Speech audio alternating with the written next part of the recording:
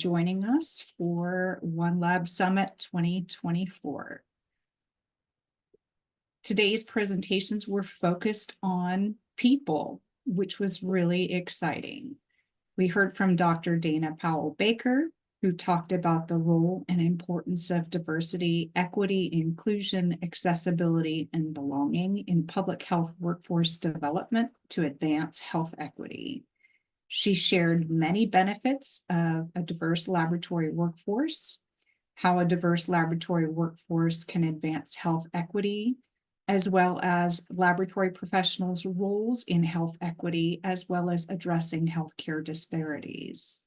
She also talked about how diversity, equity, inclusion, accessibility, and belonging are important to and can be addressed in laboratory workforce recruitment and retention. We heard from Dr. Chris Bean as well, who shared tips for personal effectiveness as a leader with a focus on setting personal boundaries. She reminded us that in order to thrive, we must set and maintain boundaries. She shared the SBI, or Situation, Behavior, and Impact model, as a tool that we can use to set and maintain boundaries.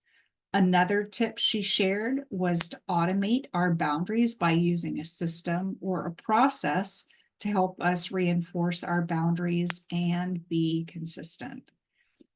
Hopefully you completed the final activity that she shared with you, and that you have your sticky note by your computer screen with what you have committed to do in order to set personal boundaries. We also heard from Miss Kathy Nusifora and Tammy Zinsmeister. They shared the COLA Workforce Action Alliance's ideas on moving forward to address the needs of tomorrow's laboratories. We learned about the 2023 Workforce Action Alliance Summit, which was designed to inspire an alliance and community of practice to accelerate and replace or replicate existing initiatives and explore new initiatives to address the laboratory workforce shortage. Ms. Zinsmeister shared how important it is for us to communicate career pathways for new and transitioning laboratory professionals, including raising high school students' awareness about the laboratory science. She also talked about the importance of inventorying scholarships and resource programs for program directors and students. She also talked about the importance of career pathways and employee retention. And Ms. Nusifora shared insights into the importance of standardizing the way we refer to the profession in order to better elevate public awareness about the profession. And lastly, we heard from Dr. Nathan Johnson and Ms. Rebecca Bird. They shared some innovative student recruitment ideas for MLS and MLT programs. Dr. Johnson reinforced that there is a shortage of medical laboratory professionals. He gave us a quick history of medical laboratory training in the US, including what led up to the current shortage. He talked us through possible solutions, including reducing standards, replacing technology, increasing in-house training, increasing the number of graduates. All of these things could potentially lead to an increase in non-accredited programs, could also lead to on-the-job training or other non-traditional education and certification pathways. He believed that this could lead to the devaluation of accreditation and certification and dilute professionalism and professional identity. Dr. Johnson also gave us ideas about what professional organizations can do and are doing to help, what MLS and MLT programs can and are doing to help fill the gap, what universities and colleges can and are doing to help fill those gaps, as well as what hospitals can and are doing to help fill the gaps. Dr. Johnson and Ms. Bird gave us examples of what laboratories can and are doing to help fill the gaps. And Ms. Bird also talked us through what laboratory professionals can do and what they are doing to help fill the gap. If you haven't visited the OneLab Summit virtual exhibit hall, please check it out. We have placed a link to this in the chat.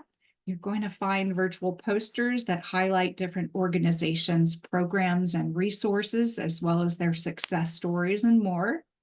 And if you missed any of today's presentations, or if you won't be able to make some of the sessions tomorrow or the next day, please know that we will be making all of the OneLab Summit presentation recordings available on the OneLab Summit webpage at a later date.